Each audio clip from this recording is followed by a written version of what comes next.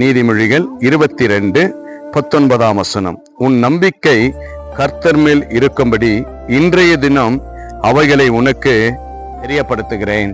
விசுவாசத்துல வாழ்ந்திருக்கிற தேவ பிள்ளைகளை, ஆண்டவராகிய இரட்சகர் இயேசு கிறிஸ்து உங்களோட பேசி கொண்டிருக்கிறார். அநேகர் மேல நம்பிக்கை வைத்து, குடும்பத்து மேல நம்பிக்கை வைத்து ஏமாந்து கண்ணீரோடு வேதனையோடு அழுது கொண்டிருக்கிற தேவ பிள்ளைகளே, நான் எல்லாரும் நம்பி ஏமாந்து ஒரு இடத்துல இருக்கிறேனே, இனி எனக்கு காண்க யாருமே இல்லையே என்று அழுந்து துக்கப்பட்டிருக்கிற தேவ பிள்ளைகளே, இன்றைக்கு இயேசு உங்களோடு பேசி கொண்டிருக்கிறார். நீங்க வைக்கிற நம்பிக்கை எல்லாம் மனுஷர்கள் மேல அல்ல, உன்னை ரட்சிக்கிற ஆண்டவராகிய இரட்சகர் இயேசு கிறிஸ்து மேல நீங்க நம்பிக்கை வைக்கும் பொழுது கர்த்தர் உங்களுக்கு ஒரு நம்பிக்கையாய் காணப்படுகிறார். நம்ம அநேகர் மேல நம்பி, அநேகரை சொல்லி, நம்முடைய எல்லாவற்றையும் கொடுத்தோம், நம்ம ஏமாற்று கிடக்கிறோம்.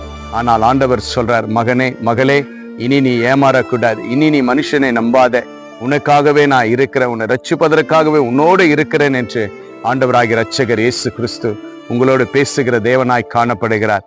இன்றே விசுவாசிங்க. அநேகரை நம்பினது போதங்க, அது யாராக இருக்கட்டுங்க, முதலாவது இயேசு கிறிஸ்துவை நம்புங்க. இயேசு கிறிஸ்துகிட்ட எல்லாவற்றையும் நீங்க சொல்லுங்க. எந்த மனுஷர்கிட்டையும் எதையும் நம்பி சொல்லாதீங்க, எதையும் நம்பி கொடுக்காதீங்க, நம்பி எங்கேயும் போய் ஏமாந்து விழாதீங்க. இயேசு மாத்திரமே உங்களுக்கு ஒரு நல்ல நம்பிக்கையா இருக்கிறார் என்று கர்த்தர் இன்றைக்கு உங்களோடு பேசி கொண்டிருக்கிறார். நீங்க எதுலெல்லாம் ஏமாந்தீங்களோ தெரியாது, ஆனா இனி கர்த்தர் மேல நீங்க நம்பிக்கையா இருங்க. கர்த்தர் உங்களை வழிநடத்துவார், பாதுகாப்பார். உங்க குடும்பத்தை, உங்களை எல்லாவற்றையும் ஆண்டவரை நம்பி ஒப்பு கொடுங்க.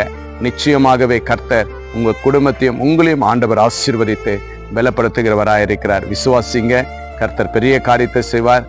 மனுஷர்களை நம்பாதீங்க, உலக காரியங்களை நம்பாதீங்க. இயேசு கிறிஸ்துவை நீங்க நம்பி அவருடைய சார்பில் இருங்க. கர்த்தர் உங்களுடைய எல்லாவற்றையும் நடக்க வேண்டிய வழிகளை கர்த்தர் கற்றுக் கொடுப்பார், வழிநடத்துவார்.